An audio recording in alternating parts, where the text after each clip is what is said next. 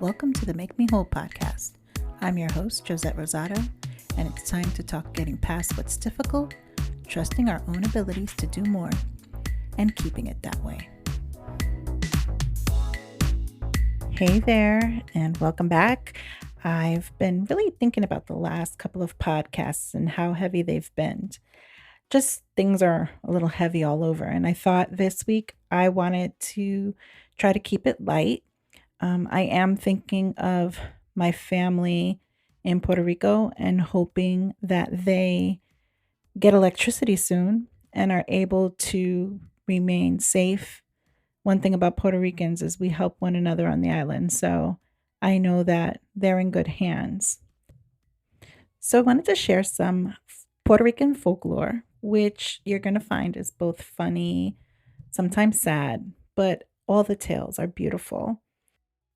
These collections come from the book called Cuentos, which is an anthology of short stories from Puerto Rico by Cal Wagenheim, and Stories from Puerto Rico by Robert L. Muckley and Adela Martinez Santiago.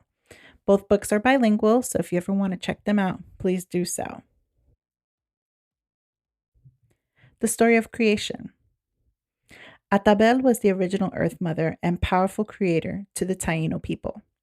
She crafted two sons, Yucahu and Guacar. Yucahu continued Atabel's work and created the sun and the moon, and took gems from the earth and placed them in the sky as stars. He filled the fertile earth his mother created with plants and trees, birds and animals. Then he decided to create something new that was a cross between an animal and a god, a hupia. And this was the first man, who was named Locao. The brother Guacar became very jealous and changed himself into an evil spirit, Huracan. Using his powerful winds, he tried to destroy all the things that Yacahu had created, blowing down trees and killing animals. And he tried to kill Lucao as well. But he did not succeed. Lucao was very frightened, but he prayed to Yacahu and remained strong. One day, he felt alone on the earth. So out of his belly button, he made two more beings, a male, Guacuyana, and a female, Yaya. From these two humans, all other descendants came. This is how the Taíno explained the creation of Earth, the ancestry of its people, and tried to make sense of the awful devastation of hurricanes and earthquakes. The Legend of the Hummingbird. There were two young lovers who met accidentally at a pool in the forest. Their names were Alida and Taru, and they were from different tribes. Alida's father discovered their relationship and arranged for her to marry a man from the tribe. Alida prayed to the gods to deliver her from this fate. They complied and turned her into a red flower.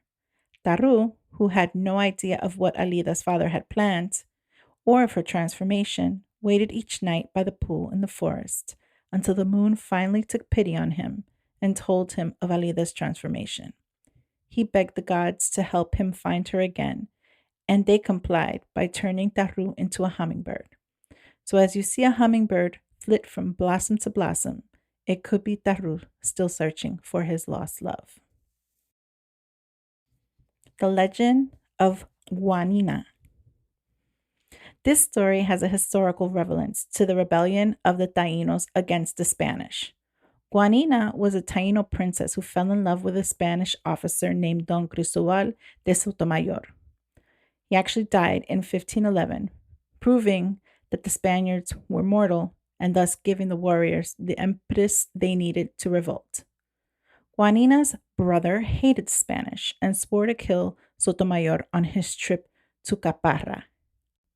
Although warned by Guanina, Sotomayor undertook the journey and was killed. The tribal chiefs branded Guanina a traitor because of her love for the Spanish officer and decided to sacrifice her to the gods. They soon discovered that she had taken her own life and was found with her head resting on her lover's chest. Their bodies were buried under a ceiba tree. La Capilla de Cristo. At the end of Cristo Street in San Juan, there's a small chapel known as La Capilla de Cristo. It has an interesting tale behind it. As the story goes, in 1753, a young man named Baltasar Montañez was racing his horse down Cristo Street. At that time, the street ended on a cliff and they ran right off the edge. As the man and horse plunged to their death, Baltasar prayed to the Saint of Salvation. The saint answered his prayers and he survived. In actuality, he died, but a small chapel was built at the end of Cristo Street to keep that from happening again. La Rogativa. This sculpture of a religious procession in Old San Juan commemorates one of Puerto Rico's most endearing historical tales. In 1797, the British, led by Sir Ralph Abercrombie, were attacking San Juan from the east. The Spaniards were severely outnumbered, and the outcome did not look good. The citizens of San Juan decided to have a religious procession through the city.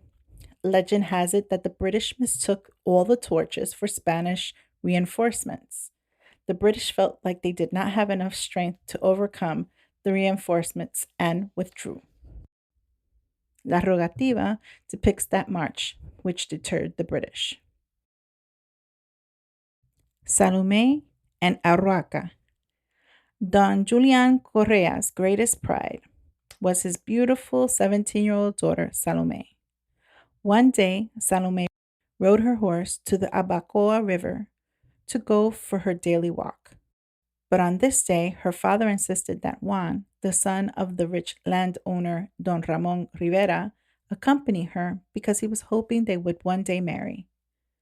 When they reached the riverbank, Salome spotted a beautiful flower floating on the river and leaned over to grab it, only to slip on a stone. She lost her balance and fell into the swift current. But when she cried out for Juan's help, he had no courage and only shouted that he would go to the hacienda for help. Salome thought she was certain to die, but then saw through the sky a bronze and copper bolt that fell from the cliff above. Powerful arms embraced her and brought her safely to the riverbank. Her savior was a young man with brown skin and eyes, the color of honey, and she fell in love with him instantly. When she asked him his name, he replied, I am Arhuaca, the last of the Taíno warriors, son of Urayoan and Cecilia, the Spanish grandson of the cacique Abacoa.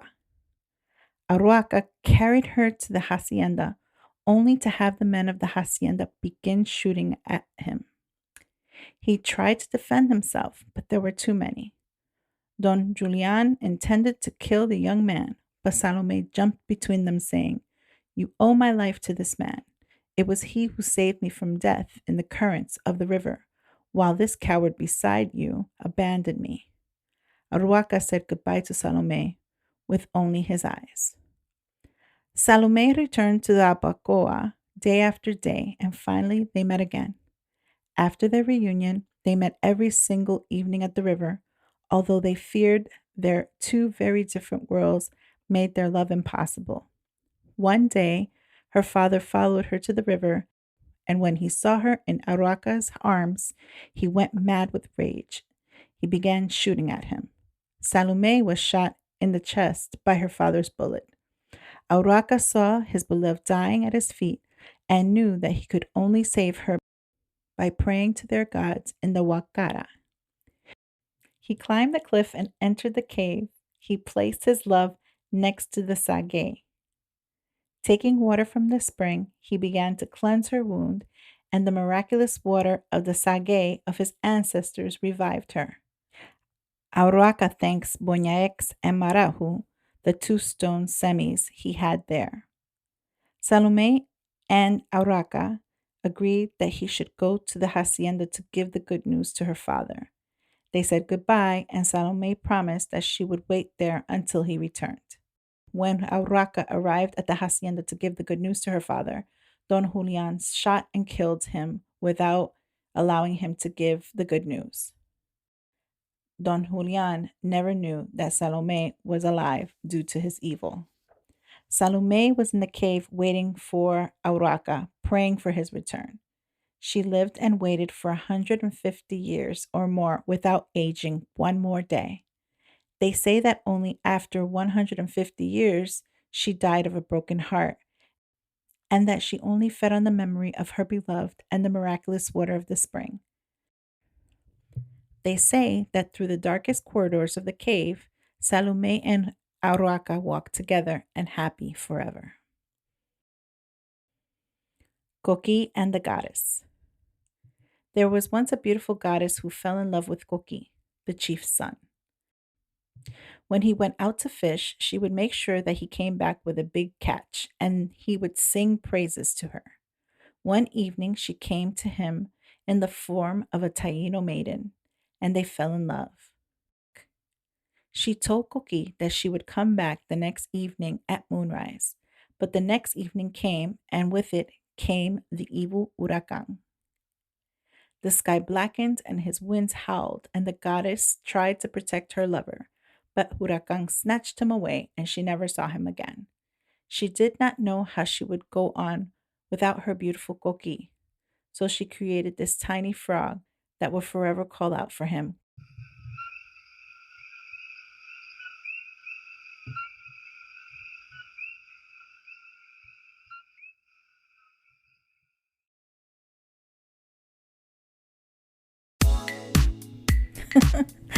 Oh my gosh, I hope you enjoyed those. If you caught it at the end, the sound of the frog is actually from the Koki of Puerto Rico, and I'm telling you, I could fall asleep to that noise any night. As always, if you want to reach out to me, please do so by sending us an email at makemewhole@bossesofbliss.com. You can find us on Facebook and Instagram at Bosses of Bliss and TikTok at Blissful Boss. Remember, complain less and do more. I hope you enjoyed this one. I'll see you on the next.